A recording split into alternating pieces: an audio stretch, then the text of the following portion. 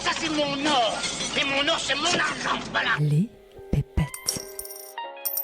N'ayez pas peur, madame, c'est de l'argent honnête. Et honnêtement gagné. Les pépettes. Il y a des gens qui me disent « Ouais, moi, j'ai peur, si je gagne de l'argent, de devenir con. » Bah ok, gagne de l'argent, puis après on verra. Bienvenue sur Les pépettes, je m'appelle Aude Nguyen et je cherche à réconcilier sens et argent. J'ai compris qu'en fait, ce qui l'avait rendu milliardaire, lui, c'est de savoir gérer la relation avec les autres. Et j'ai commencé à faire ça, et ça a tout changé. Comment devenir riche quand on vient d'un milieu modeste ? Comment lever les freins qui vous empêchent d'accéder à plus d'abondance ? Comment vivre la vie à laquelle vous aspirez vraiment ?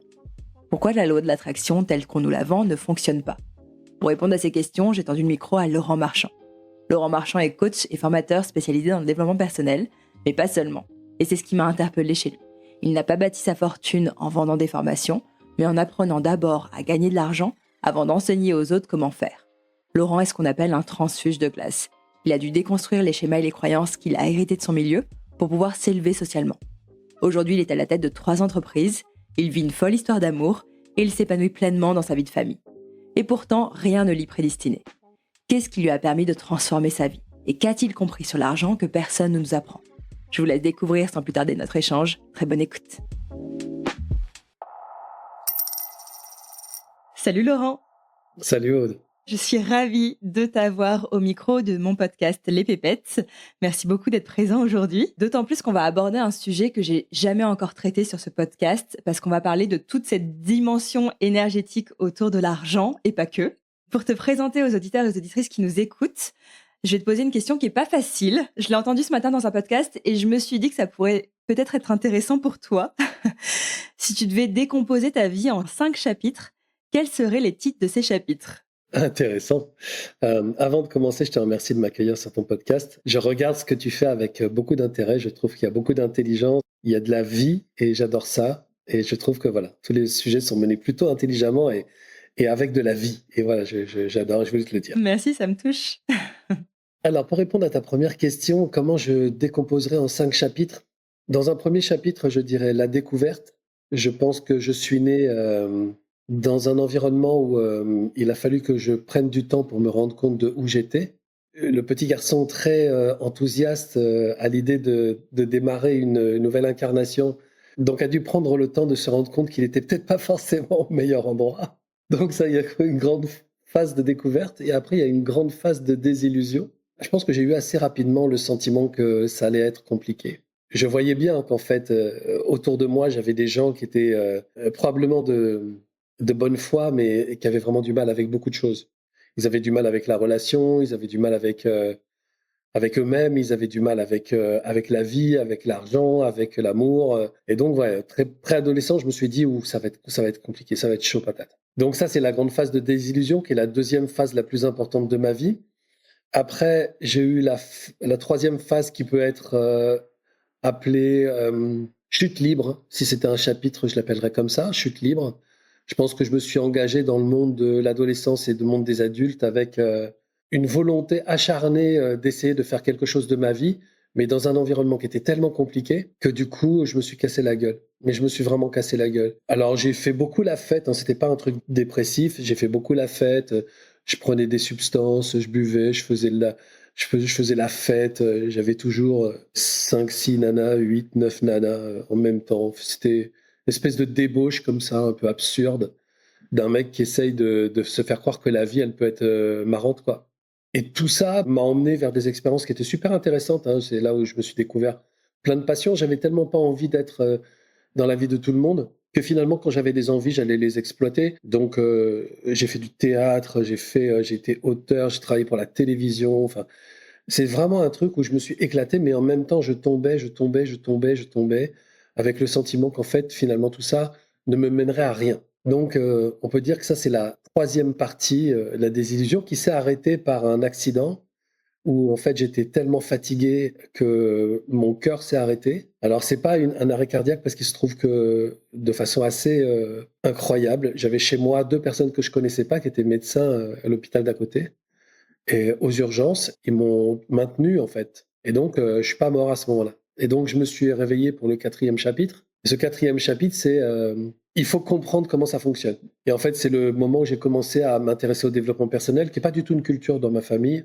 Et j'ai commencé à travailler donc sur le développement personnel, la compréhension de soi. J'ai essayé plein de choses, des méthodes traditionnelles, des méthodes nouvelles, tous les outils qui arrivaient à m'apporter, je les utilisais. Et donc, c'est une grande phase en fait d'apprentissage, on va dire. Et à un moment donné, parce que cet apprentissage a été très poussé, et je le dis parce que je pense que c'est pas forcément le cas de tout le monde, mais j'ai beaucoup, beaucoup, beaucoup travaillé. C'est-à-dire que j'ai été totalement acharné dans ma volonté d'apprendre et de comprendre le fonctionnement humain et le mien en particulier.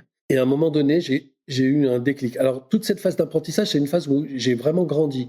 J'ai compris plein de choses. J'ai vraiment grandi, j'ai expansé, j'ai évolué. Ça se passait vraiment bien. Mais c'était jamais à la hauteur de ce que je voulais. Et à un moment donné, bah, voilà, j'ai eu cette espèce de déclic et j'ai commencé à appliquer un outil qui est, on va dire, le croisement de milliers de choses que j'ai fait et que j'ai modélisé en fait. Et à partir de là, tout a changé. Il y avait beaucoup de choses qui avaient changé déjà. Mais là, tout changeait exactement comme je voulais que ça change. Et donc ça fait maintenant 13 ans. Et donc là, je suis dans le dernier chapitre. Et le dernier chapitre, c'est heureux. Je ne sais pas comment appeler ça autrement parce que je ne vis rien d'autre que ça. Je suis profondément heureux. Je construis une vie qui me plaît absolument. J'ai un couple qui me laisse moi-même pantois tellement c'est génial. Je m'entends merveilleusement avec mes enfants. Mon évolution financière est plus qu'envieuse. En fait, aujourd'hui, je suis un homme riche. Et puis, j'ai des relations avec mes clients. J'ai 3 sociétés. Tout est extraordinaire, vraiment. Et puis, presque, j'ai envie de dire, le sujet qui était le sujet le plus compliqué pour moi, c'était celui de ma famille. Ce groupe-là que j'ai détesté et qui m'a détesté, je pense, pendant 45 ans, est aujourd'hui, depuis une dizaine d'années, des vrais alliés. Je sais ce que c'est que maintenant, depuis 10 ans, d'avoir une maman, d'avoir des gens autour de moi qu'on peut appeler la famille. Avant, je ne voyais pas ce que c'était. Ce dernier chapitre s'appelle Heureux. J'espère qu'il va se poursuivre comme ça, ou si on a un 5e, ce sera un truc encore plus insoupçonné, c'est-à-dire inattendu. Je ne sais pas, mais voilà. Voilà comment je répondrai à cette question. Bon, je suis contente qu'on termine sur un happy ending. Je serais pas là en train d'être interviewé, je pense pas. Si on avait inversé les chapitres, ça aurait été moins drôle. Ouais, c'est sûr.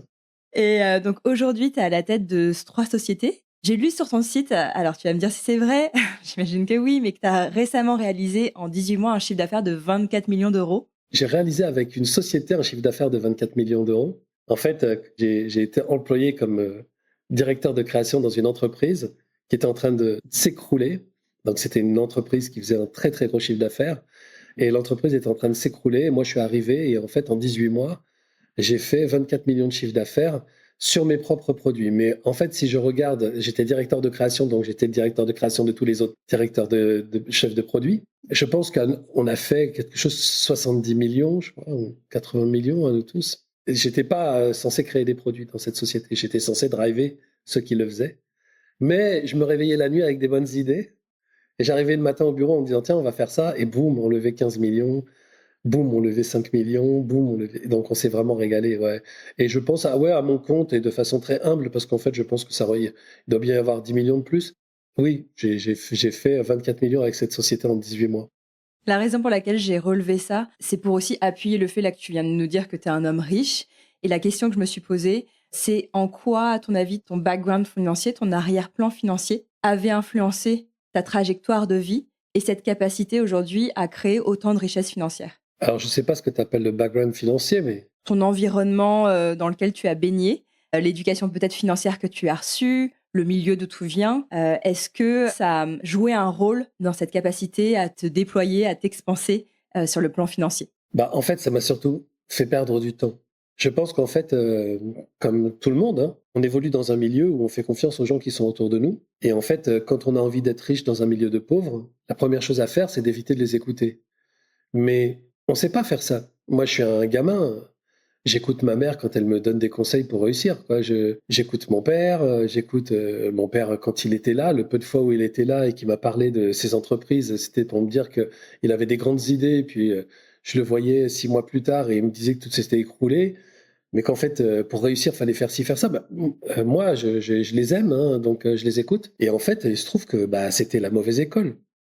Donc c'est une école qui m'a surtout appris à être pauvre, parce qu'ils savent faire que ça. Mais j'ai rien contre ça, c'est pas grave. La seule chose, c'est que moi, j'étais baigné dans cet univers, puisque tu me poses la question, et la question repose sur qu'est-ce que ça m'a apporté? Rien, ça m'a fait perdre du temps. Un temps extrêmement précieux, pendant lequel j'étais extrêmement malheureux de justement ne pas savoir faire. Et en fait, je pense que le truc le plus génial qui me soit arrivé, c'est qu'à un moment donné, je me suis dit, arrête de les écouter, quoi. Va écouter des gens qui ont vraiment gagné de l'argent. Et j'ai regardé déjà mes lectures, j'ai changé mes lectures pour lire des gens qui avaient réussi à gagner de l'argent, ou en tout cas qui expliquaient comment le faire, mais qui avaient un succès personnel, qui est pour moi différent d'un succès littéraire du développement personnel ou d'un succès professionnel dans le développement personnel. Pour moi, c'était compliqué parce qu'en fait, je te parle de ça il y a maintenant, une toute petite vingtaine d'années. On était très peu sur le marché. Il y avait très peu de monde sur le marché. Il n'y avait pas tous ces coachs-là. Et donc, du coup, c'était important pour moi de savoir qui m'enseignait. Et en dehors du fait que cette personne ait gagné beaucoup d'argent en vendant des programmes de développement personnel pour devenir riche, est-ce que cette personne-là est devenue riche d'elle-même avant? Donc déjà, tu divises par 5 le nombre de personnes concernées. Et en fait, j'ai commencé à lire des gens qui sont Deepak Chopra, qui sont Lise Bourbeau, qui sont Louise Hay, qui sont... Et puis après, Dale Carnegie, tous les noms qu'on connaît aujourd'hui, qui sont des références en la matière. Et qui en fait ne traitaient pas forcément d'argent. Je pourrais te parler de Napoléon Hill et tout ça, mais en fait, c'est vraiment les gens qui parlaient de la relation qui m'ont beaucoup aidé à comprendre le lien à l'argent. Ça n'a pas été un déclic tout de suite. Mais petit à petit, en fait, je comprenais que j'avais fait une fausse route pendant très très longtemps. Et il se trouve que dans ma carrière professionnelle, j'ai eu un moment la possibilité d'être le bras droit d'un homme d'affaires, parce que j'étais auteur pour la télévision, donc j'écrivais des jeux pour la télévision et des divertissements. Et en fait, lui, il avait un projet de mettre ça sur un autre média, et il avait cherché des gens. Et moi, j'ai participé à une réunion où en fait, tout le monde était là pour défendre son bout de gras. Moi, j'ai pas du tout participé pendant toute la réunion. Tout le monde était là en train de parler de pourcentage, de machin, de gains sur cette nouvelle plateforme et tout. Moi, je croyais qu'on était là pour donner des idées. Je croyais qu'on était là pour s'amuser. Mais là, tout le monde parlait chiffres et tout. Bon, moi, ça m'intéressait pas trop. Ça, c'était peu de temps après le 11 septembre. Et tout ce que je faisais, c'était arrêté. Tout était figé. J'étais dans une merde financière absolue. Je travaillais juste pour une seule émission de télé qui avait gardé des auteurs, c'est une quotidienne. Et donc, j'étais à sec. Et donc, cette réunion m'apparaissait comme une sorte de sortie potentielle vers quelque chose qui est une sorte de nouveau projet capable de me sortir un peu la tête de l'eau. Et en fait, je suis sorti de cette réunion sans avoir dit grand-chose. Et en fait, le mec qui organisait la réunion, il m'a rappelé, il m'a dit, c'est avec toi que je veux travailler. Ton attitude a été absolument géniale. Tout le monde était en train de parler des pourcentages de ce qu'on allait gagner. Moi, j'ai dit, là, pour l'instant, on est en train de parler de rien. Personne n'a travaillé. Donc, 3% de zéro, c'est zéro pour moi. Donc, commençons à travailler, commençons à savoir combien ça coûte, combien ça se vend, et après, voyons comment on peut se le partager, tu vois. Donc, le mec, il a trouvé ça génial, et il m'a pris avec lui. Et en fait, j'ai travaillé avec lui pendant, je sais pas, 24 mois. J'ai été avec lui. On a monté un énorme truc. Ce gars, là où il est surprenant, c'est que c'est un gamin de la DAS. C'est un gamin qui a pas de parents. Et en fait, il s'est construit. Et ce gars m'a absolument tout appris. Pas parce qu'il m'a enseigné, mais parce que je l'ai regardé. Et le mec m'a permis de comprendre que tout ce qui lui avait apporté la fortune, parce que lui, il est milliardaire, hein, tout ce qui lui a apporté la fortune, c'est sa capacité d'être en relation avec les autres. Jamais, pendant 24 mois, on était ensemble 20 heures sur 24, il m'a parlé d'argent. Jamais, il m'a parlé de l'argent. Il m'a parlé des gens. Il citait Victor Hugo. Il connaissait, je lui parlais de Deepak Chopra, il me disait « Ah ouais, c'est lui qui a dit ça et ça et ça ». Il connaissait tout, surtout, mais surtout, il m'a parlé des gens, il m'a parlé de la relation. Et j'ai compris qu'en fait, ce qui l'avait rendu milliardaire, lui, c'est de savoir gérer la relation avec les autres. Et j'ai commencé à faire ça, et ça a tout changé. Et j'ai compris, en fait, comment ça ne pouvait pas marcher dans ma famille. Comment mon background ne pouvait pas marcher, parce que dans ma famille, la relation avec les autres, c'est le piège. Ils sont envieux, ils ont peur, ils s'inquiètent. Quand on a quelque chose à la maison d'un peu de valeur, on a peur que l'autre vienne nous le prendre. Donc en fait, on ne soigne pas du tout la relation. On pense à l'argent tous les jours, mais on ne se dit pas que si un jour on en gagne, c'est parce qu'on a eu un lien de confiance avec une autre personne. Ça c'était jamais apparu. Donc le contraste, il est là. Et je me suis dit, putain, c'est ça que je dois faire. Et donc j'ai travaillé ma relation avec les autres, et pas forcément ma relation avec l'argent. Bien sûr, ça fait partie du travail, mais c'est surtout ma relation avec les autres, et ma capacité aussi d'accepter ce qu'on me donne, de recevoir, de demander, et tout a changé. Ouais, c'est hyper intéressant. Moi, je pensais effectivement que tu avais vraiment travaillé sur ta relation à l'argent. Mais de ce que je comprends, ce qui a vraiment tout changé, c'est quand tu as changé ta vision du monde et ton rapport aux autres. Oui, après il faut à un moment donné aussi nettoyer tous les principes, les concepts, les schémas qui ont été programmés chez moi autour de l'argent. Parce qu'évidemment, c'est un sujet dont tout le monde parle de l'argent tout le temps. Les pauvres parlent de l'argent beaucoup plus que les riches. Enfin, moi, quand je suis dans un repas avec des gens riches, je ne parle pas d'argent. Quand je suis dans un repas avec des gens pauvres, tout le monde parle d'argent. Il y a un moment donné où le sujet, il va tomber sur la table. Donc tout le monde parle d'argent, mais personne ne sait ce que c'est. En revanche, tout le monde cristallise autour de l'argent des concepts, des schémas, des principes qui sont dépréciants, quoi, il n'y a pas de lumière là-dedans, c'est de la difficulté, c'est beaucoup de travail, c'est dangereux, c'est pas sécure, alors qu'en fait, l'argent, c'est juste une énergie qui circule, c'est tout. Donc en fait, à force d'entendre parler ces gens pauvres de l'argent, bah, à un moment donné, je me suis rendu compte que ces principes, ils étaient collés aussi à ma cellule. Donc il a fallu que je nettoie tout ça. Ce nettoyage-là m'a permis surtout de me réconcilier avec l'idée de l'argent. Mais le fait que ça rentre dans ma poche, le fait que ce soit un échange dans ma vie et que cet échange soit fluide, c'est la relation aux autres qui me l'a apporté, c'est sûr. Tu parles d'un outil que tu as découvert quand tu t'es intéressé au développement personnel qui t'a permis de passer au niveau supérieur par rapport à la réalisation de toutes tes envies, de tous tes souhaits. C'est quoi cet outil? Est-ce que tu peux nous le partager? Bah oui, avec plaisir. Je crois que c'est vraiment l'ADN de ma vie, cet outil. Je pense que je suis venu ici en incarnation pour en parler à tout le monde. Quand je dis que c'est un mélange de plein de choses, c'est-à-dire que j'ai beaucoup travaillé justement sur tout ce qui était censé créer de l'argent dans ta vie. Donc il y a beaucoup de choses qu'on connaît, notamment la loi d'attraction. Je veux bien que si tu veux définir un peu ça, parce que je suis pas sûre que tout le monde soit familier, même de la loi de l'attraction. On est sur un podcast qui n'en a jamais parlé. Tu peux nous en dire un peu plus en même temps. Ah d'accord. Il y a un courant dans le développement personnel et ce courant s'appelle la loi d'attraction. C'est un courant soutenu par des gens absolument merveilleux comme Barbel Moore, comme Jerry et Esther Hicks, comme voilà, plein de gens qui ont écrit des livres sur la loi d'attraction qui consiste en gros, alors Le Secret, si peut-être vous connaissez Le Secret, qui est un livre mais qui est aussi une vidéo qui a été distribuée à des centaines de millions d'exemplaires. Donc Le Secret et la loi d'attraction parlent d'une méthode qui serait une méthode de visualisation et de ressenti. C'est-à-dire que tu visualises et tu ressens tellement fort que tu attires comme un aimant ce que tu souhaites. Tu attires, c'est pour ça attraction, ce que tu souhaites dans la vie.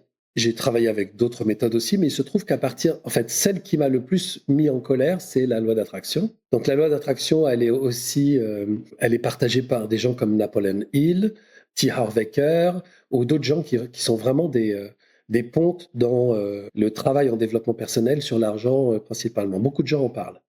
Lire un livre de Jerry Hicks, c'est extraordinaire. Lire Barbel Moore, c'est extraordinaire.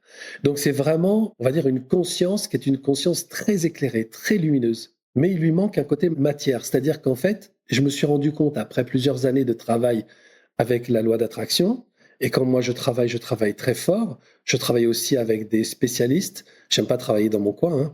J'ai travaillé avec des spécialistes, j'ai fait des stages, je les ai rencontrés, ils ont été mes amis. Après des années, en fait, je me suis rendu compte que ça ne créait rien du tout, en fait. Beaucoup de frustration. Et puis surtout, je me suis rendu compte de quelque chose qui va sans doute vous paraître terrible, c'est que tous les gens avec lesquels j'ai travaillé, aucun n'est devenu millionnaire. Ils ont réussi à gagner de l'argent parce qu'ils vendaient des programmes ou des trucs, mais par eux-mêmes, en fait, ils n'attiraient rien, quoi. Et ça m'a foutu en colère. Mais parce que le but de la loi de l'attraction, c'est de devenir millionnaire? Parce que le but de la loi d'attraction, c'est d'attirer. La majorité des gens s'en servent pour attirer l'argent, mais on peut aussi travailler à attirer l'amour avec la loi d'attraction. Sauf que ça marche pas. Ça marche pas. Alors évidemment, on me dit, t'es le grand détracteur de la loi d'attraction. Je suis pas le grand détracteur de la loi d'attraction. J'ai du respect pour les gens qui rament et qui croient. J'ai du respect pour les gens à qui on dit, tu vas voir, avec cette méthode, ça va fonctionner, et ça fonctionne pas. J'ai du respect pour eux. Et aujourd'hui, les gens qui m'ont guidé à cette époque-là sont toujours des gens qui vivent chichement et voilà. toi-même, tu as testé cette loi de l'attraction pour attirer de l'argent? Moi, j'ai testé cette loi d'attraction parce que ça me paraissait être la voie la plus sensée. C'était une voie de transport personnel. C'est-à-dire qu'à travers la visualisation, si vous lisez Smith, vous allez vite comprendre qu'en fait, dans la visualisation, il y a absolument toutes les caractéristiques qui peuvent reprogrammer notre cerveau. Donc, c'est déjà sensé de reprogrammer son cerveau avec de la visualisation. Et avec le travail de l'émotion, visualisation plus émotion, ça me paraissait cohérent que ça génère une transformation personnelle. J'ai toujours été gêné par deux choses, c'est que rien n'était rattaché à la matière. Pensée, émotion, c'est pas rattaché à la terre, hein, c'est pas rattaché à la matière. Ça, c'était la première chose qui me gênait. Et la deuxième chose qui me gênait, c'est que le terme attraction, donc on utilise dans la loi d'attraction beaucoup de termes qui disent l'univers t'envoie, tu travailles la loi d'attraction pour que l'univers t'envoie. Et en fait, ça me paraissait assez compliqué de considérer l'énergie comme un tout unifié, mais que ce soit quand même autre chose, donc séparé de moi, qui m'envoie quelque chose. Et je comprenais pas ça. Et un jour, j'ai lu dans le cours en miracle, j'ai lu une phrase qui disait « Tu es l'expéditeur et le destinataire ». Et d'un seul coup, je me suis dit, c'est ça qui me manque en fait. C'est de comprendre qu'en réalité, personne ne me donnera rien du tout. Le Dieu que j'attends, l'univers que j'attends, la source que j'attends ne me donnera absolument jamais rien. Parce que, à la limite, s'il y a un Dieu, un univers, il m'a déjà tout donné. C'est juste moi qui me donne pas à moi-même. Et j'ai ramené ça à la matière, puisque la première matière, ça a été moi, physiquement, mon corps. Et en fait, j'ai commencé à travailler avec visualisation, émotion, intégration physique, donc vraiment dans la matière de mon corps. Ensuite, j'ai travaillé sur la notion énergétique, c'est-à-dire ce qu'on appelle la fréquence, la vibration, le rayonnement, c'est-à-dire toutes les informations qui partent de moi, qui sont moi, que moi j'appelle l'énergie. Donc, c'est-à-dire je suis moi, j'existe dans la matière, mais je suis aussi un concept, je suis aussi une idée. Là, aujourd'hui, je ne suis pas avec certains de mes amis, mais ils peuvent très bien penser à moi. C'est-à-dire que je suis aussi un concept et une idée. Et ils peuvent même se connecter à moi énergétiquement, ce qui nous arrive très, très fréquemment quand on a des amis et qu'on se connecte à eux et qu'on a le sentiment qu'ils vont bien, qu'ils ont le sentiment qu'ils vont pas bien. D'ailleurs, quand on a le sentiment qu'ils vont pas bien, souvent, on leur passe un coup de téléphone et puis ils nous disent, oui, c'est vrai, en ce moment, c'est pas terrible. Donc, on est connecté aux gens. La valeur de la visualisation, qui est vraiment une valeur technique, psychologique, elle est absolument géniale. Donc, merci la loi d'attraction pour ça. Merci Smith et merci les autres. L'émotion, donc le secret, STRX, Barbelmore et compagnie, merci. Le corps, ça, personne m'en a jamais parlé, donc moi j'ai ramené le corps. J'ai ramené une dimension énergétique. Et en fait, cette dimension énergétique m'a amené à un cinquième élément qui est la dimension spirituelle. Et les cinq ensemble, c'est un combo gagnant. C'est l'alignement des étoiles. Et en fait, travailler les cinq ensemble, donc visualisation, émotion, intégration dans le corps physique.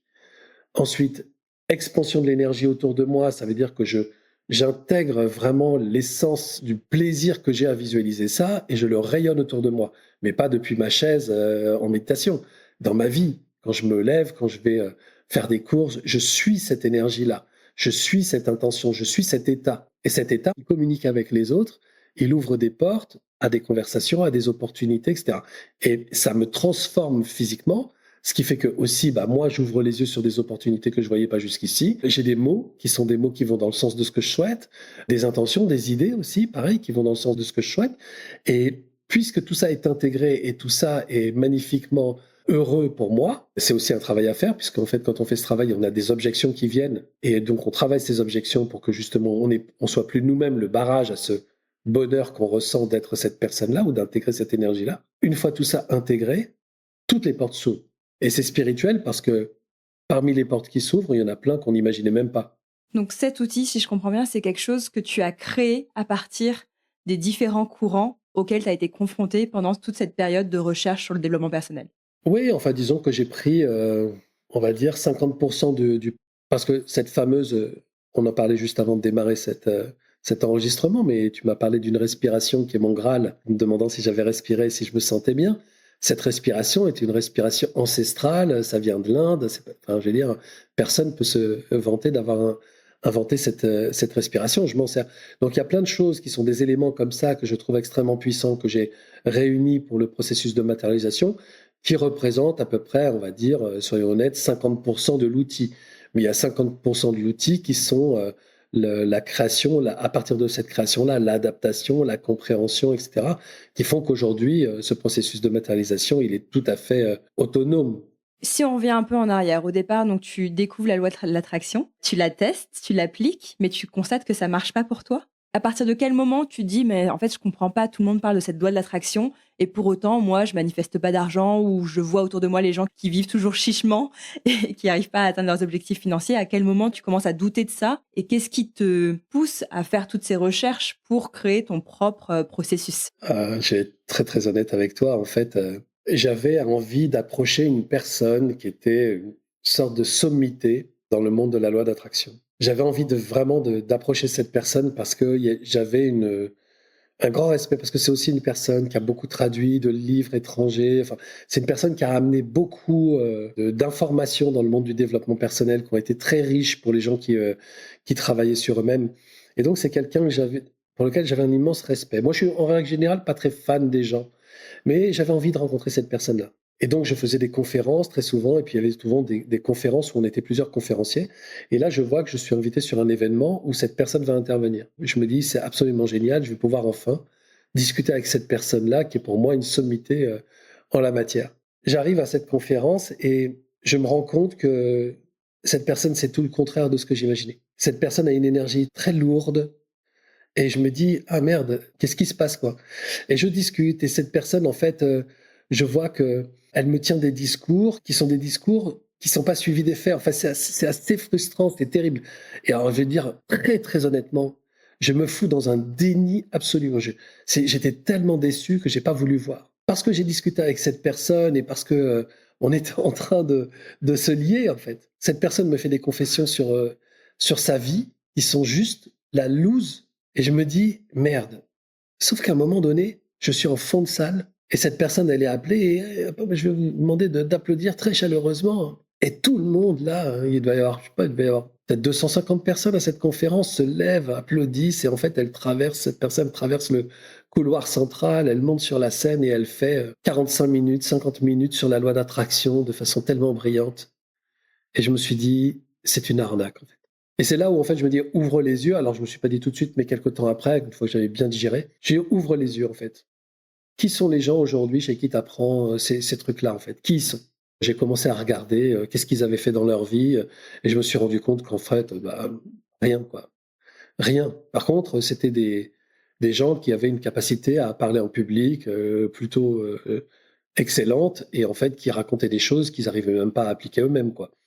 Et ça m'a fâché contre le développement personnel, parce que j'ai l'impression qu'on n'a pas le droit de faire ça. Il y a vraiment deux grandes difficultés, deux grandes souffrances pour l'être humain. C'est la difficulté amoureuse.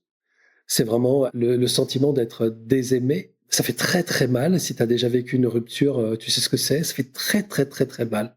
Le corps souffre vraiment. Et c'est pareil aussi pour les problématiques financières. Le corps souffre vraiment. Et moi, je suis né au milieu des gens qui souffraient physiquement, moralement, psychologiquement, intellectuellement, des problèmes amoureux et des problèmes d'argent.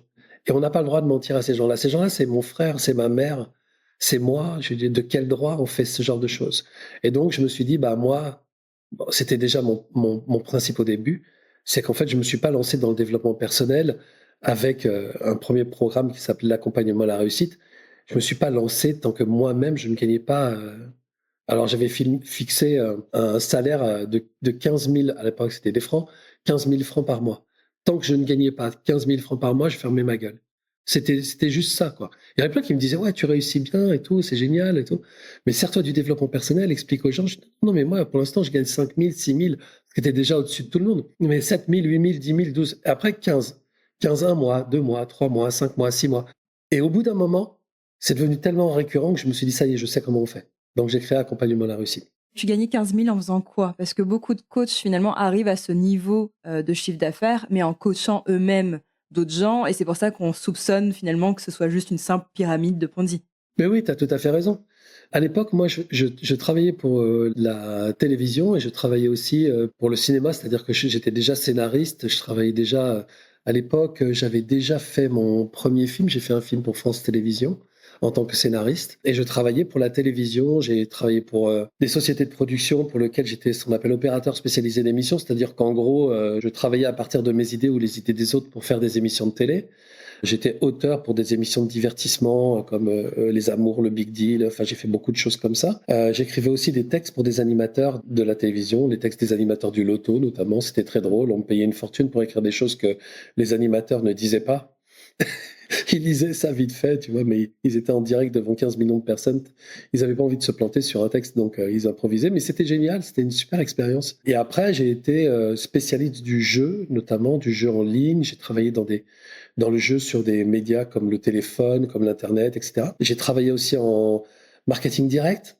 C'est-à-dire que j'étais un professionnel du marketing sur les messages courts. À l'époque, c'était des SMS à moins de 65 caractères. Donc, on faisait du marketing direct là-dessus. J'ai travaillé, j'ai eu une société de décoration pour l'extérieur. J'importais depuis Bali des Bouddhas de 2 mètres de haut, des fontaines de 8 mètres de long. Enfin, je faisais ça. J'ai eu énormément de sociétés comme ça. Et donc, je travaillais, j'ai pas fait ma fortune avec le développement personnel. Donc, oui, c'était le principal de mes activités. Ouais, je faisais aussi bien d'autres choses, mais parce que j'ai travaillé énormément. Donc, C'est intéressant parce que je pense qu'il y a peu de coachs avant de devenir coach qui ont voulu prouver qu'ils pouvaient eux-mêmes appliquer ce qu'ils avaient appris dans la matière, comme tu dis, générer suffisamment d'argent et avoir un certain niveau de richesse avant d'enseigner aux autres comment faire. bah oui, mais après, ils ont peut-être pas eu mon expérience où moi je me suis dit, je ne veux pas être cette personne en grande difficulté, on va dire, qui traverse une salle de 250 personnes pour aller donner des explications.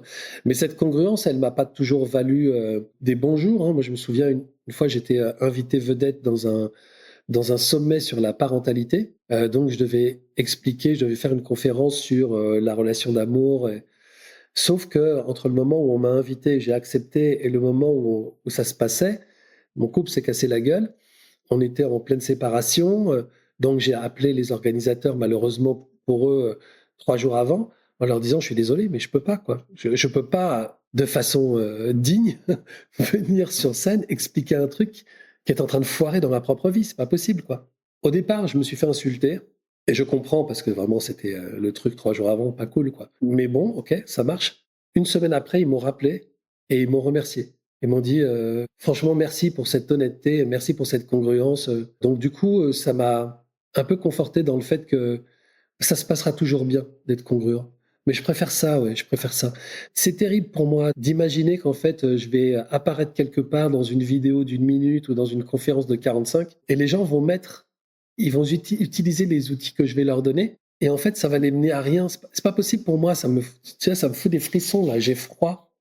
Je me dis, c'est pas possible de faire des trucs comme ça. C'est pas possible. D'ailleurs, tu donnes un très bon conseil à ce sujet. Tu dis justement, si vous voulez vous faire accompagner par un coach, donc coach amour.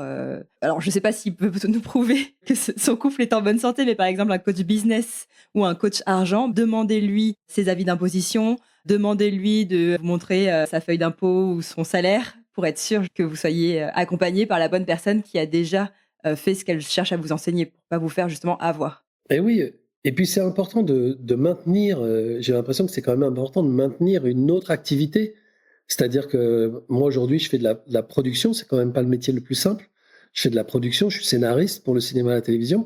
Donc voilà, dans mes revenus 2024, j'ai des droits d'auteur de vente d'un scénario d'un film qu'on a fait pour Netflix qui est sorti au mois d'août. Et cette année, j'ai des droits aussi pour ce film et j'aurai probablement d'ici la fin de l'année aussi vendu une série à Canal+. On est en train de travailler pour ça. Donc c'est intéressant aussi parce que c'est pas uniquement le même public qu'on va considérer à terme comme des zozos qui viennent acheter les trucs de développement personnel. Il y a une vraie réflexion à avoir sur soi, sur le produit.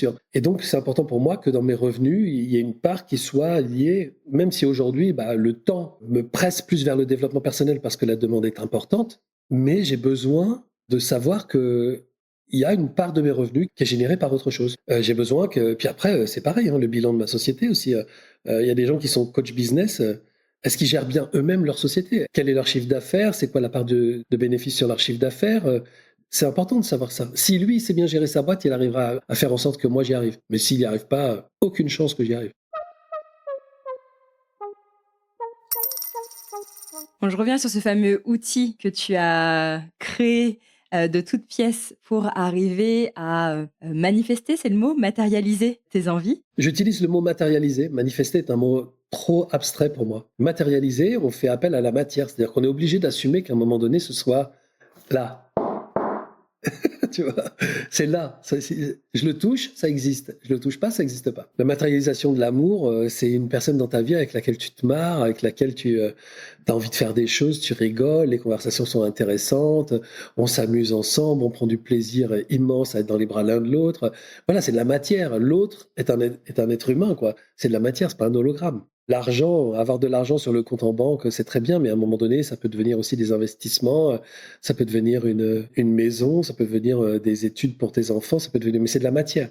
Mais donc, si c'est pas l'univers qui conspire pour que je puisse avoir ça dans ma vie, comment toi, est-ce que tu expliques ce processus de matérialisation? C'est juste que tu remplaces tous les trucs qu'on entend, l'univers, la source, machin, par je. Je conspire. Pourquoi l'univers conspire? L'univers, il m'a tout donné. Regarde, je veux dire, on est dans un monde où il y a absolument tout. Il y a tout. Tu veux la guerre, il y a la guerre. Tu veux la paix, il y a la paix. Tu veux le beau, il y a du beau. Tu veux du moche, il y a du moche. Tu veux le désert, il y a le désert. Tu veux la forêt, il y a la forêt. Il y a absolument tout. Il y a tous les gens que possibles et imaginables. Si tu veux t'entourer de tueurs en série, tu peux le faire. Si tu veux t'entourer de gens merveilleux, tu peux le faire. Donc, tu as déjà tout. C'est comme si tu es arrivé au milieu de la corne d'abondance. La corne d'abondance, elle est là. Il y a la lumière et l'ombre. Il y a le jour et la nuit. Il y a tout ce que tu veux. Qu'est-ce qu'on va demander d'autre? Moi, je vais pas demander à Dieu de me donner plus que ce qu'il m'aurait donné. Il m'a déjà tout donné. Maintenant, je vais me donner à moi l'opportunité de savoir qu'est-ce que j'ai vraiment envie de vivre, qu'est-ce qui m'intéresse vraiment d'avoir comme expérience, et non pas comme objet, mais comme expérience. Et une fois que je détermine qu'est-ce que je veux comme expérience dans ma vie, je vais le chercher avec un mélange de pensée heureuse à l'idée d'être cette personne-là, et non pas d'avoir, hein, mais d'être cette personne-là, et savoir quelle émotion ça communique, quelle est ma joie, ma jubilation intérieure, et en faire vraiment l'expérience. Après, je mets tout ça dans mon corps. Donc, la première matière, c'est mon corps qui va le transporter, donc qui va le transporter avec un rayonnement plutôt heureux, plutôt lumineux. Je peux vouloir la fortune, mais si j'ai un corps qui transpire la dépression, ça va être compliqué, puisque c'est relationnel. Les gens vont pas venir, tu vois. Et après, une fois que c'est dans mon corps, je le transporte avec moi. Je suis le premier, le véhicule. Donc c'est toujours moi, c'est moi et moi-même.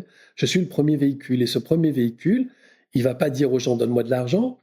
Il va dire aux gens bonjour, comment vous allez et comment va votre vie et est-ce que vous avez besoin de quelque chose et comment je peux vous aider et comment on peut travailler ensemble et comment on peut avancer et comment on peut construire le monde et comment on peut construire quelque chose qui serait intéressant pour vous dans votre vie et etc. etc. Et en fait tout ça, c'est des sourires, c'est des poignées de main, c'est des hugs, c'est des gens qui se marrent ensemble et qui ont envie de travailler ensemble, c'est des clients qui sont contents de venir te voir, de rentrer dans ton magasin, des clients qui sont contents de venir manger dans ton restaurant, à ta table, parce que tu es quelqu'un de sympathique. Et donc, quand ils payent l'addition et qu'ils ont pris, je sais pas, 3 pizzas et un truc et une carafe d'eau, ils sont contents parce que c'est avec toi qu'ils ont partagé ça. Toi, t'es restaurateur et t'es dans ton truc et t'as fait du bien à des gens. C'est tout, c'est juste comme ça. Donc, il n'y a pas d'univers. L'univers, il a déjà mis tout. J'ai tout, là. J'ai des chênes, des peupliers, des oliviers, des bouleaux. J'ai tout. Il y a de l'herbe, des roses, des jonquilles. Il y a tout. Il y a de la lumière, il n'y a pas de lumière. Enfin, et quand bien même il manquerait quelque chose dans cet espace-là, qui est l'espace de l'incarnation, il y a toujours quelqu'un de suffisamment futé pour le créer. Et s'il n'existe pas, fais-le. Avant même de parler, alors que ce soit de manifestation ou de matérialisation, la première chose quand même à faire, c'est d'identifier ce qu'on veut vraiment. Et pour moi, ça c'est quand même, et je pense que pour aussi beaucoup de personnes qui nous écoutent, c'est quand même le plus difficile à faire, à savoir ce qu'on veut vraiment. Qu'est-ce qui t'a aidé, toi, à gagner en clarté sur la personne que tu voulais devenir, sur le chemin que tu avais envie d'emprunter? J'aime beaucoup cette façon dont tu dis les choses. Le chemin que tu as envie d'emprunter, je pense que c'est vraiment ça. Qu'est-ce que tu veux vraiment a été parasité par le modèle éducatif qui nous a montré qu'en fait, ce qu'on voulait, qui nous a fait croire que ce qu'on voulait, c'était des choses. Une maison, un chien, une voiture, un boulot, de l'argent. Et donc, on a été parasité par ça. Ce qui fait qu'au bout d'un moment, quand on a tourné sur est-ce que je veux une maison de campagne, est-ce que je veux un chien, est-ce que je veux une voiture, quelle voiture, c'est-à-dire quand il est question de répondre à qu'est-ce que je veux vraiment, eh bien, le premier réflexe, il va se porter sur ça. Sauf que c'est pas de ça dont il s'agit.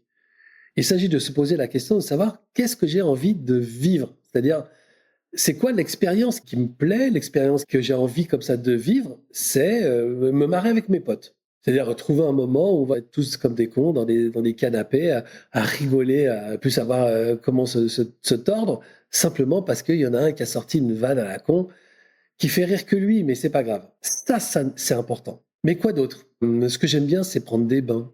Parce que je me détends, ça c'est cool. Me faire masser aussi, c'est bien. C'est ça ce que je veux vraiment. C'est des moments, des situations dans ma vie qui sont des situations que je trouve tout à fait simples, mais qui sont des situations qui m'apportent la paix, qui m'apportent la paix intérieure. Quand je suis avec mes potes, je les regarde se marrer, je me sens bien. Quand je suis dans mon bain, je me sens bien. Quand je suis avec ma meuf ou mon mec, je me sens bien.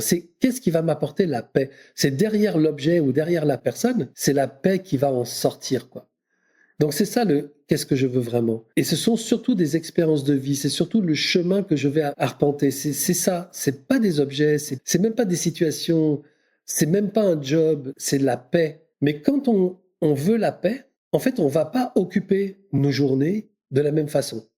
On va pas occuper nos journées avec ce boulot-là, ce serait peut-être un autre boulot. On va pas occuper nos journées avec ces gens-là, ce serait peut-être des autres gens. Parce que ce qu'on veut a été défini à partir du plaisir et de l'émotion et non pas à partir de l'objet et de la possession. Une fois qu'on est allé vers cette voie-là, c'est OK. J'ai passé exactement 33 ans à vouloir des choses, à vouloir une maison, à vouloir une voiture de sport, à vouloir des machins, des trucs, parce que je me disais, si j'ai ça, j'ai la paix. Quand j'ai compris le processus de matérialisation qui se travaille à partir de la paix, je me suis dit, si j'ai la paix, j'ai tout. Si j'ai la paix, j'ai plus besoin de rien, puisque je voulais des choses pour avoir la paix. Mais si j'ai la paix, j'ai plus besoin de rien. C'est le premier tilt, on va dire. Et quand tu te rends compte que si tu as la paix, tu n'as besoin de rien, ça veut dire que tu n'as plus d'enjeu pour avoir les choses. Donc plus de pression. Donc finalement, une facilité assez déconcertante à obtenir les choses, puisque tu les as, c'est génial, tu les as pas, c'est génial, il n'y a pas d'enjeu. Donc tout vient de façon beaucoup plus rapide, beaucoup plus tranquille. Parce que tu n'es pas en train de te prendre la tête à te dire que tant que tu n'auras pas ta maison, tu seras toujours considéré par ton père ou ta mère comme un imbécile. On s'en fout en fait, on est passé au-delà de ça, on se dit non, j'aurai une maison quand j'aurai envie d'avoir une maison. Moi j'ai une maison alors qu'il y a, je sais pas, peut-être une dizaine d'années, je m'étais juré de plus jamais acheter. J'avais un magnifique appartement dans Montpellier, je l'ai vendu à 11 ans ou 12 ans, et je me suis dit bon, j'arrête d'acheter.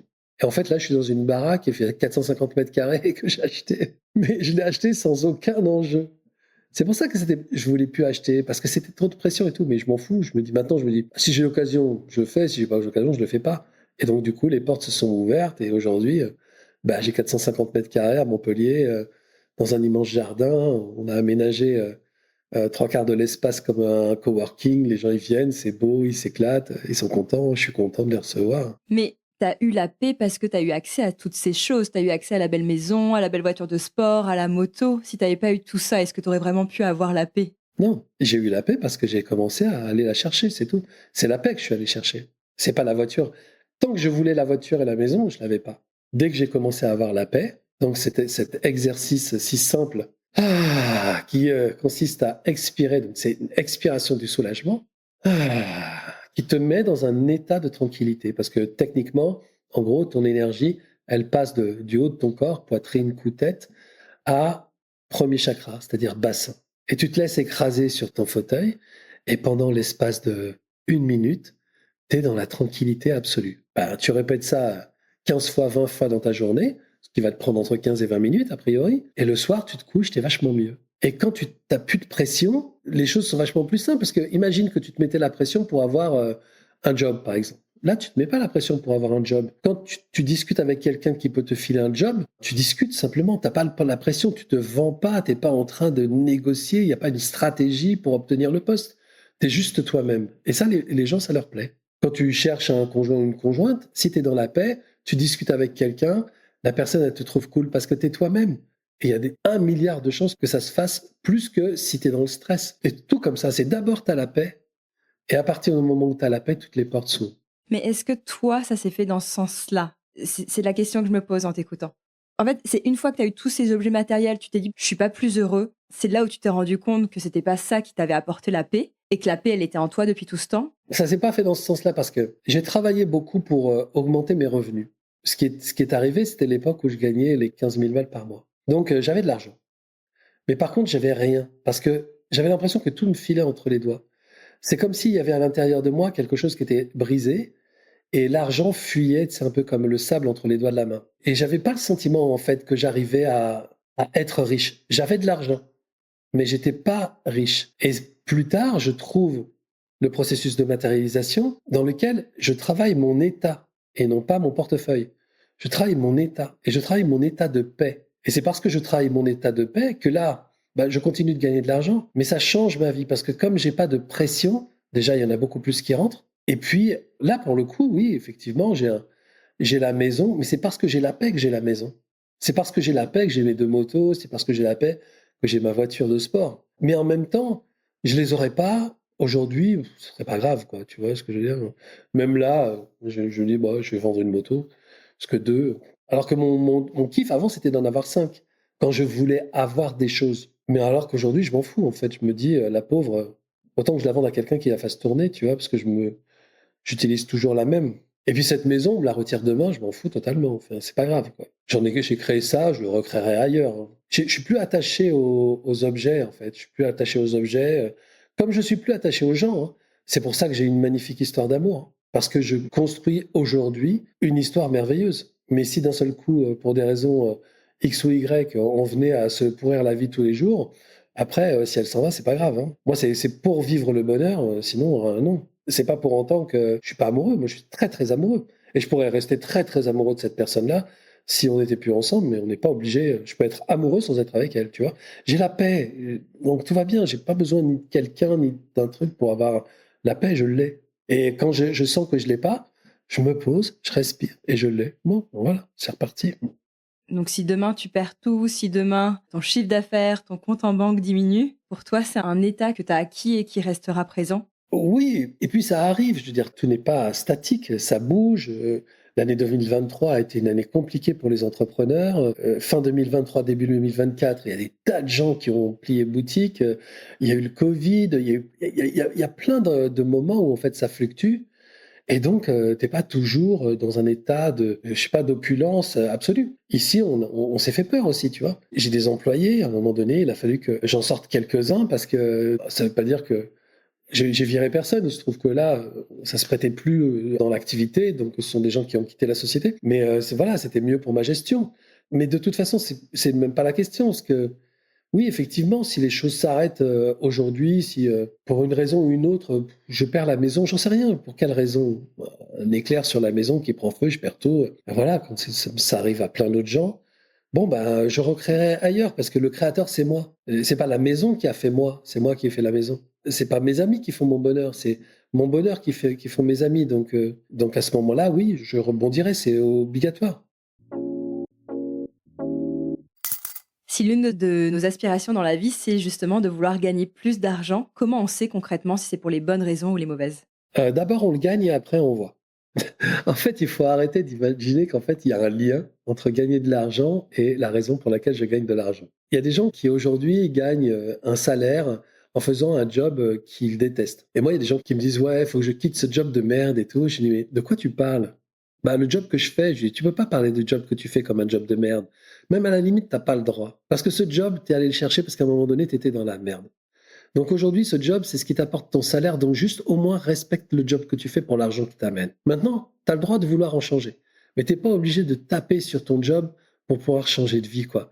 Donc gagne de l'argent, nourris tes enfants et réfléchis à le gagner plus intelligemment si tu veux. Mais arrête de regretter de l'argent avec un truc qui te plaît pas. Il n'y a pas de lien. Donc il y a des gens qui me disent, ouais, moi, j'ai peur si je gagne de l'argent de devenir con. Bah ok, gagne de l'argent, puis après on verra. J'avais la même peur. J'avais peur, je me disais, mais moi je me connais, je suis un mec enthousiaste, un peu jeune chaud sur les bords. Si je me mets à gagner de l'argent, je vais devenir un crétin. Je vais devenir un crétin qui va s'afficher, qui va se pavaner. Après, je me dis, ferme ta gueule. D'abord, tu gagnes de l'argent, après, on verra. Donc, j'ai gagné de l'argent. Et à un moment donné, je me suis retrouvé, je crois 2 ans ou 3 ans plus tard, donc avec plein d'argent et tout, et je me suis regardé dans la glace en me lavant les dents, et je me suis dit, t'es exactement le con que tu voulais pas devenir. Qu'est-ce que tu crois que j'ai fait? J'ai arrêté de gagner de l'argent? Non. J'ai travaillé sur moi pour arrêter de devenir le con que je voulais pas devenir. Mais l'argent, je le garde. Ça n'a rien à voir, en fait. Et tas de gens qui pensent que, voilà, s'ils ont de l'argent, ils vont être ceci, ils vont devenir cela. ils vont être aigris. L'argent ne fait pas le caractère. L'argent surmultiplie ce que tu es déjà. Tu étais déjà un con. Voilà, moi j'étais déjà un con. J'attendais que l'occasion d'avoir de l'argent pour pouvoir me pavaner. Mais je me pardonne, tu vois. Moi, je suis né dans une cité où tout le monde crevait la dalle. Je vais dire, je vais pas m'en vouloir le jour où j'ai de l'argent de sonner tambour et trompette. Bon, voilà, ça a duré quelques temps. J'étais content de moi. Maintenant, j'arrête parce que je perds du temps et je perds de l'énergie. Mais je vais pas m'en vouloir, tu vois. Je vais pas moi, j'aurais aimé que n'importe lequel de ma cité arrive tambour et trompette en disant j'ai gagné de l'argent, je suis super content. J'aurais été très content pour lui. Et j'aurais pas dit ah bah ouais, il se la raconte. Bah oui, il se la raconte, c'est normal. Le mec, il bouffe des pâtes et il crève la date depuis 15 ans. Évidemment qu'il se la raconte. Donc moi, je me la suis racontée et c'est normal. Et les gens qui se la racontent, je trouve ça normal. Comment on identifie et on supprime ensuite les blocages qui nous empêchent d'avoir plus d'argent? Alors, au risque de choquer tout le monde, c'est extrêmement simple. Quand on pratique le processus de matérialisation, on descend dans la paix, cette expiration de soulagement, et on reste comme ça un petit temps dans sa zone de tranquillité. On est tranquille, on est bien, on est posé sur sa chaise, et on écrase bien ses fesses sur la chaise, tu vois, histoire d'être bien dans le premier chakra.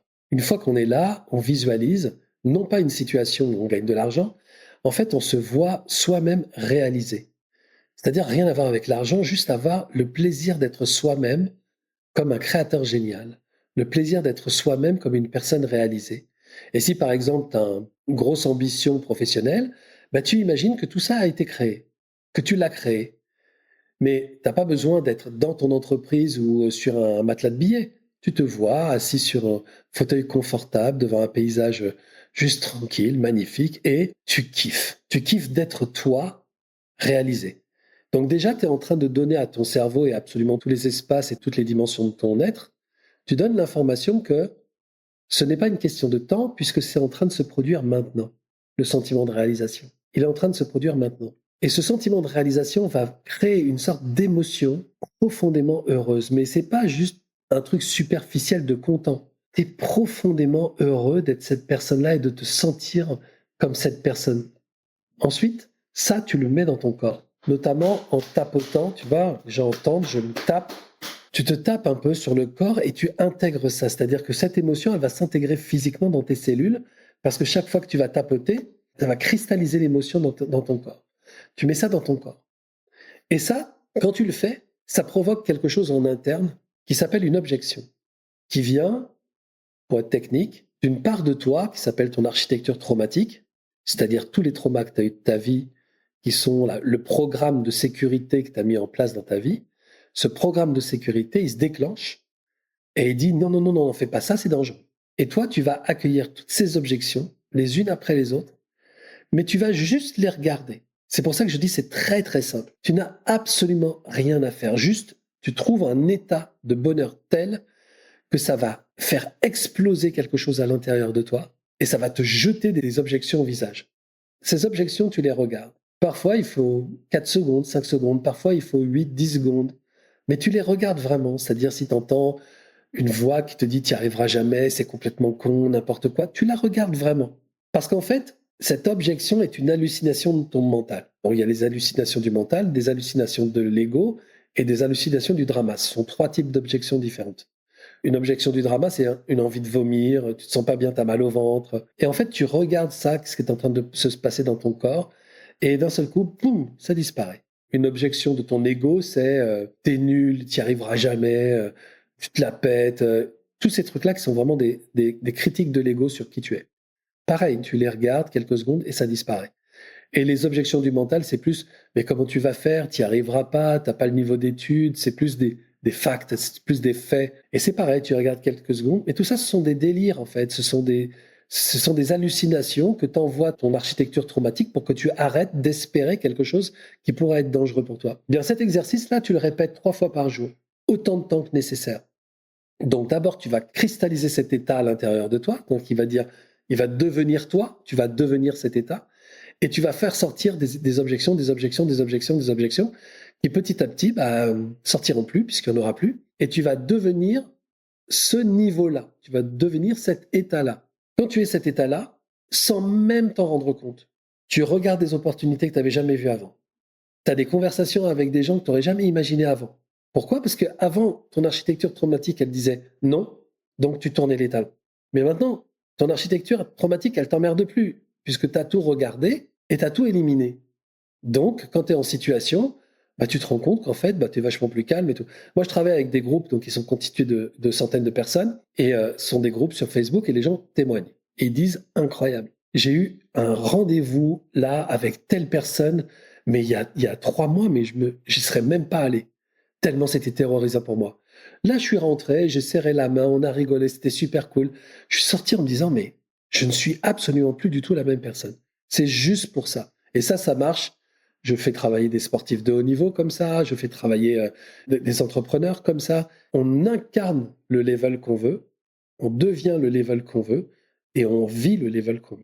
Pour toi, ces blocages-là, donc ces pensées qui apparaissent, on n'a pas besoin de les écrire. Enfin, moi, tu vois, j'aurais peur, si je faisais tout ce processus, d'avoir toujours la même pensée qui tourne en boucle dans ma tête. Laisse-la revenir. Laisse-la revenir, c'est pas grave en fait. C'est pas un ennemi, ce processus, cette objection, c'est pas un ennemi. C'est toi qui l'as créé. C'est ton processus de sécurité à toi. Donc, accueille-le. Tous les gens qui se battent contre l'ego, il y a encore beaucoup trop de coachs qui travaillent avec non à l'ego, attention à ton ego. Non, l'ego, c'est toi. L'architecture traumatique, c'est toi. Moi, l'architecture traumatique, c'est tout ce que je me suis, moi, enseigné dans mon enfance, qui disait les riches sont des cons, l'argent c'est mauvais. C'est moi qui l'ai fait, c'est moi qui remplis ce sac d'architecture traumatique. Donc au moment où moi je veux devenir heureux avec de l'argent, si le sac s'ouvre en disant mais tu disais il y a quelque temps qu'il fallait pas, je vais quand même pas cracher dessus, c'est moi, donc je regarde ça. Et si l'objection elle revient 2 fois, 3 fois, 10 fois, 100 fois, je m'en fous. Je la revois, mais chaque fois je la regarde, chaque fois elle s'évapore. Et en fait, pour être tout à fait honnête, au bout d'un moment, des objections, tu n'en as plus. Il n'y a pas d'objections qui vont te gâcher la vie pendant des années. Tes objections elles peuvent venir peut-être 5 fois, 6 fois, mais après, c'est tout, quoi. Est-ce que toutes ces objections, finalement, elles sont conscientes ou est-ce qu'il n'y a pas quand même des blocages qui sont inconscients et qu'on a du mal à les chercher, identifier? Il y a de tout. Tu vas être attrapé par une objection que tu t'as déjà entendue parce que tu sais que tu te répètes ça à longueur de temps. C'est des objections conscientes. Mais parfois, tu vas avoir des objections, tu vas dire, mais d'où ça vient ce truc? D'où ça vient? Des objections qui disent des trucs totalement dingues, genre, oui, mais si tu as de l'argent ou si machin truc, tu vas devenir ça. D'où je sors un truc comme ça, tu vois? En fait, les objections, il va y en avoir plein que tu vas d'abord savoir identifier, mais plein qui vont te surprendre. Mais c'est pas grave, tu les accueilles de la même façon. Et puis les objections drama aussi, c'est-à-dire tous les malaises, les mal au ventre, mal à la tête, etc. Tout ça, c'est des trucs auxquels tu t'attends pas aussi. Tu t'attends pas à ce que ce soit ton architecture traumatique tape sur ton corps comme ça, mais c'est aussi un autre moyen. Pareil, tu le regardes et ça se calme d'un coup. Juste rester dans la paix et dans le bonheur de la visualisation qu'on voit. C'est-à-dire, je garde le cap. Malgré ce qu'on m'envoie, malgré ce que je m'envoie, je garde le cap de mon bonheur en visualisant moi réaliser et en le ressentant physiquement. Plus on travaille et plus on va reprogrammer parce que tout ce travail de visualisation, d'émotion, de corps, d'énergie et de connexion, il a son impact aussi, lui. Donc, plus tu le renouvelles, plus finalement le cerveau reptilien se dit visiblement il n'y a pas de danger, hein. Ça a l'air bien d'être dans cet état-là. Le mec il prend pas feu, il n'a pas été réduit à néant par un piano qui est tombé du 12e étage. Tout va bien. Le mec il n'est pas en danger. Tout va bien. Donc petit à petit, ton reptilien il accueille cette chose-là comme étant sécure et donc il dégage le reste de tes peurs. On sait que ça marche très bien sur l'argent, on sait que ça marche très bien sur le bien matériel, mais ça marche très bien avec les gens aussi. Il y a un autre exercice tiré du processus de matérialisation qui s'appelle la trame, qui consiste à se mettre dans la paix, toujours, ça c'est toujours la base. J'imagine que je suis dans une bulle et je me mets dans la paix dans cette bulle-là, et ensuite, j'invite virtuellement une personne avec laquelle je suis en conflit à s'asseoir en face de moi, pour voir en fait tout ce que je génère moi-même de mécontentement, de jalousie, de colère contre cette personne-là, alors qu'elle n'est pas là en vrai. Je suis simplement en train d'imaginer qu'elle est là, et déjà à l'intérieur de moi, je secoue des tonnes d'amertume, de reproches et tout. Si je nettoie ça, je vais arriver en contact avec cette personne la prochaine fois que je vais la voir, propre. Alors la trame, c'est pareil, hein. C'est un truc, quand on a cette personne en face de soi et qu'on a tout ça qui remonte, eh bien à l'intérieur de cette bulle, on fait tourner une énergie, alors tout ça c'est virtuel, c'est de la visualisation, on fait tourner une énergie qui est une énergie de paix et un lien. On crée un lien. Alors avec certaines personnes, ce sera de la fraternité, avec d'autres gens, ce sera de l'amitié, avec d'autres gens, ce sera rien, de la neutralité, mais on crée un lien qui est différent du lien de colère que j'entretiens avec cette personne. Donc ça veut dire que je vais revenir plus tard, à force de travailler, je vais revenir plus tard avec une autre énergie, avec une autre intention. Et ça change tout. Moi, j'ai réglé mes problématiques avec ma famille comme ça. Et d'une façon presque miraculeuse, ces gens avec lesquels j'ai jamais eu de contact pendant 45 ans sont devenus ma famille. Vraiment. Et avec de l'amour, et avec du rire, et avec de la joie de se voir, et avec... Voilà, aujourd'hui, ça existe. Et maintenant, ce que je disais, c'est je sais ce que c'est que d'avoir une maman. Ce que je ne savais pas avant, je ne savais pas ce que c'était que d'avoir une maman. Maintenant, je sais ce que c'est que d'avoir une maman parce que j'ai une maman. On se prend dans les bras, on s'aime, elle dit Manolo, comment tu vas? Et moi, je lui demandais de ses nouvelles. Et on n'a pas beaucoup de contacts parce que la vie a écrit une histoire où on était quand même très loin l'un de l'autre, mais on s'aime. Ce qui n'était pas le cas avant.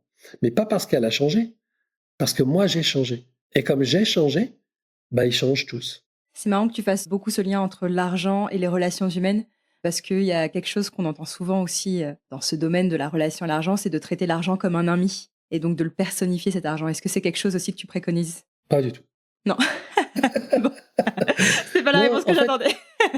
En fait, tu peux pas personnifier de l'argent parce que ça donne une valeur à quelque chose qui, en réalité, on n'en a pas. C'est-à-dire que la seule chose que je dis pour personnifier l'argent, c'est dire l'argent, c'est des bisous. C'est-à-dire qu'en gros, quand tu vends quelque chose, les gens, ils peuvent pas te faire des bisous parce que ça se fait pas. Alors, ils vont te donner de l'argent. OK? Mais l'argent qu'ils te donnent, c'est les bisous que tu mériterais. C'est tout, c'est la seule. Mais sinon, on s'en fout de l'argent, c'est pas important. Ce qui est important, c'est de savoir comment ta contribution va être importante pour la vie des autres. Sachant quelque chose de très simple, c'est que si tu contribues d'une façon absolument géniale, imaginons, tu contribues, ta contribution est absolument extraordinaire. Si tu le fais gratuitement, elle n'aura aucune valeur dans la tête des gens. Ça, c'est le problème. C'est-à-dire que les gens, ils ont besoin de donner quelque chose pour apprécier ce qu'ils reçoivent. Et si ta contribution, elle est gratuite, t'aideras jamais personne. Je vais te dire ça de façon très claire, Aude. Moi, ça fait 20 ans que je suis dans le métier. J'ai sorti l'accompagnement à la réussite il y a bientôt 17 ans. Évidemment, je faisais des conférences en ligne. On était très très peu, on devait être 5-6 sur le marché. J'ai été contacté par des centaines de personnes qui me disaient « J'ai pas d'argent, file-moi ton programme. Quand j'aurai des sous, je te le paierai. » Je l'ai distribué à des, je sais pas, peut-être 100 personnes, 200 personnes, gratuitement parce que c'est des gens qui sont dans des pays où c'est compliqué pour eux et tout. Jamais personne ne m'a renvoyé de l'argent. Jamais personne n'est devenu quoi que ce soit. Et un jour, je reçois un message d'un gars à Tombouctou. Le mec, il dit, ton programme représente 2 ans de salaire chez moi. Donc, je peux pas l'acheter. Mais je vais faire quelque chose pour toi tous les jours. Et quand j'aurai fait tout ça, tu me donneras ton programme. Et je dis, bah, ok, si tu veux, qu'est-ce que tu vas faire? Je vais prier et je vais faire des économies. Bah, je dis oui. À la limite, je dis presque, pourquoi tu me le dis? Enfin, tu vois, c'est très gentil, merci, etc. Mais c'était important pour lui de savoir que je sache qu'en fait, il faisait des efforts et en fait, il était en train de mettre des économies de côté. En fait, il a fini par mettre à peu près 75 euros de côté. Le programme m'a coûté le double. 75 euros de côté. Et il me dit, je te l'envoie. Il me dit, ça y est, j'ai 75 euros de côté, mes prières m'ont ramené 75 euros. Et je lui ai dit, non, garde ces 75 euros, prends le programme et fructifie ces 75 euros. 1 an après, le gars, il a monté une école, un dispensaire, il a trouvé les moyens d'avoir des cahiers, des livres, etc. Il m'a jamais payé le programme. Mais ces 75 euros, ils sont toujours pour moi quelque part. Et il dit, quand tu viendras à Tombouctou, je te les donnerai en main propre. C'est-à-dire que le mec, il s'est saigné à sa façon, il a donné quelque chose, et ce qu'il a reçu était pour lui un enseignement de valeur, parce que ça lui a coûté quelque chose. Tous les gens qui font ça gratuitement, ils en feront rien. Donc, ta contribution, elle ne va avoir de valeur que parce que la personne en face, elle en donne. Si la personne en face ne donne pas de valeur à ta contribution, il n'en fera rien. Donc c'est la seule chose. Contribue. Permets aux gens d'accéder à quelque chose qui leur sera utile, agréable, heureux. Regarde les grands succès de l'industrie, simplement. Qu'est-ce qui fonctionne? Tous les trucs qui facilitent la vie des gens. L'escalator, la voiture, le téléphone, tout. Tous les trucs qui ont facilité la vie des gens, c'est des grands succès dans l'industrie. Donc facilite la vie des gens. Aide-les. Et après, on dit, ouais, enfin, un escalator ou la télécommande. À chaque fois, des gens ils me disent, donc, avant je faisais des conférences où je disais ça, l'escalator, la télécommande. Et je voyais des gens qui faisaient, ouais. Et je dis, pourquoi tu fais ouais? Oui, parce que je ne sais pas si l'escalator, il a vraiment aidé beaucoup les gens. Est-ce que c'est pas un succès parce que les gens sont feignants? Je dis, oui, mais parce que tu as tes deux jambes. Mais si tu étais fatigué en déambulateur, un escalator, c'est pas mieux? La télécommande, ça a été créé par un mec qui voulait rendre service à sa grand-mère parce qu'elle ne pouvait pas se lever pour changer les chaînes de sa télévision. Au départ, il avait fait une grande canne pour qu'elle puisse le faire, puis il n'y arrivait pas. Et puis après, il a trouvé un moyen de mettre un boîtier télécommandé pour sa grand-mère. C'est juste pour faciliter la vie des gens. Aujourd'hui, ça sert à des gens pas bouger leur cul de leur canapé, peut-être. Mais au départ, c'était une contribution heureuse pour aider les gens. Donc l'idée, c'est ça, c'est où est ta contribution, comment tu as envie que ce soit heureux et comment tu as envie que ça facilite la vie des gens. Et attends-toi à ce que ce soit un succès, à partir du moment où tu as bien intégré que cette contribution, si elle est gratuite, elle ne générera rien. Tu dis on s'en fout de l'argent, mais pour autant tu cherches à en gagner. D'ailleurs, si je regarde tes pages de vente, tu utilises des techniques marketing pour inciter les gens à souscrire à tes programmes. En fait, moi, j'ai pas de problème avec l'argent. Dans une des conférences, j'avais été interrogé par une personne qui disait en fait, tu dis que l'argent n'a pas d'importance, mais là, au fond de la salle, tu vends des t-shirts, tu vends des casquettes, tu vends des mugs, tu vends des carnets. En fait, l'argent est important. Et j'ai dit, mais bien sûr que l'argent est important. Tous les ans, j'organisais un événement qui s'appelle les 36 heures, qui était un espèce de gouffre Afrique, mais qui permettait à 300 ou 400 personnes qui étaient sur place de rencontrer des gens que j'invitais sur la scène pour les interviewer. J'ai interviewé Tony Parker, j'ai interviewé Jean-Claude Van Damme, Yannick Noah, j'ai interviewé plein de gens qui sont des gens qui avaient une vraie réussite sportive, intellectuelle. Virginie Delalande qui est venue, Cécile Hernandez, il y a eu plein de gens. Et des gens très connus, puis des gens moins connus aussi. En fait, juste pour que ces gens expliquent comment, de façon tout à fait intuitive et parfois tout à fait inconsciente, en fait, ils mettent en place une sorte de système qui fait que ils ont la foi, ils avancent, ils gagnent des points. Quand on les écoute, moi je les interroge, moi je suis à côté sur scène, je les interroge et puis je regarde les gens du public. Ils disent exactement comment inconsciemment ils mettent en place le processus de matérialisation. Donc les gens dans la salle, ils rient, d'ailleurs ça avait vexé Tony Parker, parce qu'il sort un truc à un moment donné qui est vraiment un truc du processus, quoi. Et les gens rient et disent, ils se foutent de ma gueule.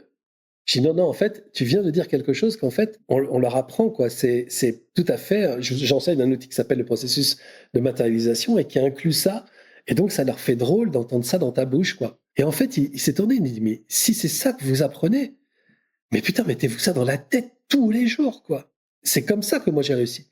Mais par contre, lui, il le fait tout à fait inconsciemment. C'est impossible pour les gens de se payer la présence pendant 1 heure ou 1 heure et demie sur scène d'un Jean-Claude Van Damme qui raconte sa vie ou d'un Tony Parker. Et c'est pas des conférenciers, c'est des gens qui sont interviewés. Ils s'attendent pas à des questions qui sont parfois des questions compliquées. Mais ils n'ont pas les moyens, les gens, d'être pendant 1 heure avec Tony Parker, ou avec Cécile Hernandez ou avec d'autres gens, Laetitia Arzalier. Ils n'ont pas les moyens. Donc moi, je dépense beaucoup d'argent pour faire venir ces gens-là, pour que ça fasse une discussion avec eux. Mais oui, l'argent, c'est génial. L'argent, c'est magnifique parce que c'est un accélérateur de processus sur plein de choses. C'est pas ce qui me rend heureux. Ce qui me rend heureux, c'est d'avoir ma fille dans mes bras quand je vais la voir à Milan et de passer 2 heures avec elle à discuter et refaire le monde. Il se trouve qu'elle est associée avec moi dans une des entreprises, une de mes 3 entreprises. C'est de la voir travailler avec moi, c'est d'avoir mon fils qui vient me faire un bisou, qui est un grand adolescent qui se jette sur moi pour me faire des câlins. C'est ça le bonheur. Le bonheur, il est là. Le bonheur, il est de me réveiller dans cette maison et de me sentir vraiment profondément privilégié. En parlant de bonheur, ce qui m'empêche le plus de m'épanouir aujourd'hui, c'est la peur du regard des autres. Comment on fait pour se détacher du regard des autres? Il se trouve que j'ai un discours là-dessus qui est un discours très un peu dur. C'est encore un discours qui tape sur le développement personnel parce que le développement personnel inclut des idées ou des concepts qui sont d'abord, dans un premier temps, contre-productifs et qui peuvent être, à mon sens, extrêmement dangereux. Un des gros dangers du développement personnel, c'est le concept de l'amour de soi. Le concept de l'amour de soi est, je pense, ce qui se fait de pire, et c'est probablement pas un concept qui a été mis sur le marché du développement personnel par quelqu'un qui en a fait, mais par quelqu'un qui souffrait de dépendance affective. Et je pense qu'il faut totalement se détacher de ça. C'est-à-dire qu'en gros, pour être très clair, on s'en fout, quoi. On n'a pas besoin de ça, en fait. On peut avoir de l'amour pour sa propre existence, mais pas pour soi en tant que personne. Moi, je suis heureux d'être incarné, je suis heureux d'être en vie, mais ce que je pense de moi, c'est un piège à con. Parce que un jour, je vais être content, je vais faire une interview avec Aude. Je ne sais pas si tu connais cette nana qui fait les pépettes, là. La fille, elle est incroyable. Elle m'offre une fenêtre de tir géniale. Elle est brillante. Ses questions sont intelligentes. Alors, je vais me sentir valorisé et je vais dire, ah, mais c'est chouette, hein, c'est cool. Ah, tu fais des trucs bien et tout. Et puis, je ne sais pas pour quelle autre raison, demain, je vais faire un truc merdique et je vais me dire, ah, putain, t'as pas été cool, t'as pas été... Mais j'en finirai jamais. Un jour, je suis bien, puis un jour, je suis pas bien. Un jour, je suis drôle, puis un autre jour, je suis pas drôle. À un moment donné, je vais être con, puis à un moment donné, je vais être génial. Je me détache d'abord de l'idée d'avoir un point de vue sur moi-même. Déjà rien que ça. Je respire, je me soulage, je m'en fous en fait. Moi, ce qui m'intéresse, c'est d'expérimenter des choses. D'expérimenter des choses avec des gens. Alors, je vais expérimenter des choses formidables. Après, je vais expérimenter des choses avec des gens formidables. Et parfois, je vais expérimenter des choses, bon, pas forcément cool. Et parfois, je vais expérimenter des choses avec des gens pas forcément cool. Mais je m'en fous. Mon travail, c'est pas de dire si je suis une bonne personne ou pas une bonne personne, ou si je suis bien ou si je suis pas bien, si je suis beau, pas beau, gentil, pas gentil. Mon travail, c'est de me dire, est-ce que je kiffe l'expérimentation? Est-ce que je kiffe mon incarnation? J'ai pigé ça un jour où j'étais vraiment pas bien, tu vois. J'étais vraiment pas bien. C'était il y a très longtemps. C'était avant même de faire du développement personnel. J'étais pas bien. Je déprimais. Vraiment, j'étais pas bien. Bon, c'était dans mon ancienne vie où la vie chute libre, tu vois. J'étais vraiment pas bien. Et j'avais tendance comme ça à m'isoler. Et j'avais des potes qui venaient me voir et qui me disaient, mais arrête, sans déconner, franchement. Je veux dire, qu'est-ce qu'il y a? T'as tes deux bras, tes deux jambes, t'es plutôt un beau gosse, t'es sympa, t'es drôle, t'as plein d'idées, t'as plein de talents. Putain, mais vas-y, c'est bon, respire, sors, bouge, va voir des gens, rigole et tout. Et ils sont venus. Puis il y en a un qui vient, puis un deuxième qui vient, puis un troisième qui vient. Et ils me disent, ouais, arrête, putain, sans déconner, t'es un mec cool, t'es un mec génial. Bouge, sors, va voir les gens et tout. Et je me disais, putain, ils ont raison, tu vois, ils ont raison. Et je me vois, comme si c'était hier, Aude, je me vois dans le miroir qui était derrière la porte de ma chambre et je m'habille pour aller voir des potes. Et c'est une des rares fois où j'étais sorti depuis des mois, quoi. Je m'habille et tout et j'étais content et je me regarde dans le miroir et je me dis, mais putain, ils ont raison en fait. T'es un mec super et tout, t'es drôle, t'es gentil, machin, nanana. Et donc, je sors de chez moi, je marche dans la rue et j'en croise un de la bande. Pas forcément un qui m'avait dit ça, mais un de la bande. Et je marche avec lui pour aller jusqu'au rendez-vous avec les autres. Et il dit, ça va, toi, t'as l'air bien et tout. Je dis, ouais, écoute, bah, franchement, je me laisse tomber alors que franchement, d'abord, je suis un mec bien, je suis tranquille, je suis un mec drôle, je suis plutôt sympa, je suis créatif. Et le mec, il m'arrête, il me dit, oh là, ça va les chevilles, là? Et je me suis dit, mais je- c'est quoi ce truc absurde, en fait? C'est-à-dire que t'es pas bien, on te dit que t'es bien. Quand t'es bien, on te dit ça va les chevilles. Je me suis dit, il faut que je me détache de ça absolument. Ça doit plus être une énergie dans ma vie. Et très tôt, donc avant même le développement personnel, j'avais vraiment déjà un point de vue là-dessus en disant, je m'en fous en fait. J'ai fait du théâtre, j'ai fait du clown, j'ai fait du cirque, j'ai dansé, j'ai été plein de personnages totalement différents. Certains dont les gens riaient, certains qui impressionnaient vachement les gens. Mais en fait, finalement, le plus important, c'est juste de savoir qui je suis. Et qui je suis n'est pas une étiquette, n'est pas un porteur d'un avis. Qui je suis est et restera toujours cette âme en incarnation venue faire une expérience. Et je kiffe de faire l'expérience que je suis en train de faire avec toi. Et je me fous de savoir la gueule que j'ai. Juste, tu me donnes l'opportunité de m'exprimer, je m'exprime. Les gens trouvent que c'est formidable, ok, super. Les gens trouvent que c'est complètement con, ok, super.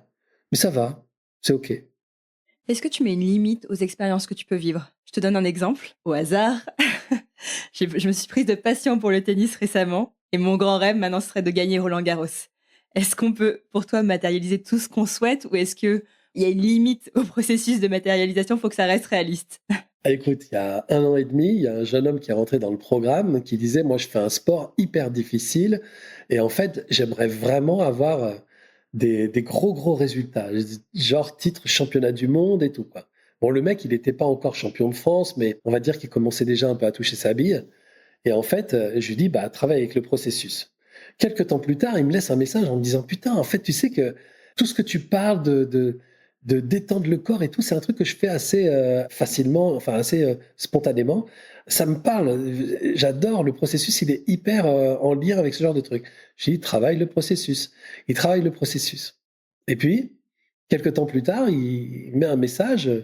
J'ai bossé sur le processus. Tous mes entraînements, je les ai abordés avec le processus. J'ai bossé entre-temps.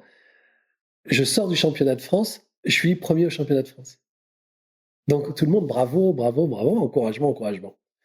Et le mec continue. On a moins de ses nouvelles sur le mur, il continue. Et là, il y a quoi, 3 mois de ça, il nous laisse un message comme ça, un placard comme ça, en disant 2e au championnat du monde. 2e au championnat du monde. En fait, moi, je dis toujours, si vous travaillez avec le processus, il faut travailler comme un champion. Sinon, c'est pas la peine. Les touristes, ils arrivent à rien. Mais quand on travaille vraiment avec le processus, ça ouvre toutes les portes. Et il dit, donc j'ai travaillé comme un champion sur le sport, 2e au championnat du monde. Vice-champion du monde, trop heureux. Et j'ai travaillé à partir de ce que dit Laurent, c'est-à-dire l'argent, c'est un processus relationnel. L'argent, c'est la conséquence des bonnes relations que tu as avec les autres. J'ai bossé aussi là-dessus comme un champion. Je viens de signer un contrat qui me met à l'abri pour le reste de mes jours. On a vu des trucs juste incroyables. Donc ouais, bien sûr, le championne de tennis, oui, bien sûr, Wimbledon, Roland-Garros, tu peux. Oh, ça me donne de l'espoir. Merci Laurent. On finira sur cette note d'espoir. Pour terminer, j'aime bien poser cette dernière question à mes invités. C'est quoi, selon toi, ta plus grande source de richesse ? Ma plus grande source de richesse, parce qu'elle est infinie, c'est le plaisir que j'ai de vivre cette incarnation. D'être vraiment là, avec cette conscience que je suis une âme incarnée qui vit dans un espace de jeu, dans un playground où on me propose tout et où je peux faire toutes les expériences possibles. Parce que c'est ça qui va déterminer ce que je veux vivre, c'est ça qui va déterminer comment je vais travailler pour l'obtenir, c'est-à-dire quel niveau d'autorisation je vais me donner, et c'est ça qui va me permettre de jouir, de faire l'expérience en question. Donc, à l'intérieur de moi, je me dis, je suis comme un gamin dans ces espaces, tu sais, de piscine à boules, de toboggan, de machin, et en fait, je vais jouer à tout, et je vais m'empêcher rien du tout. Et j'ai un sourire collé sur le visage H24, je m'éclate, je me dis, putain, la vie, elle est genre trop ouf. J'ai pas encore ma maman qui est venue me dire, allez, on s'en va, tu vois. Il y a personne qui me retient, putain, c'est génial.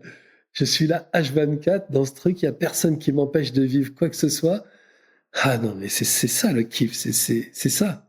Je suis une âme incarnée dans ce truc-là. Longtemps, je te fais une petite parenthèse, longtemps j'ai essayé de fuir cet endroit. Je pensais que c'était pas pour moi, j'ai fait 10 tentatives de suicide avant de piger que c'était une des meilleures expériences de l'histoire de mon âme. Et je me suis dit, allez, reste, assume et éclate-toi.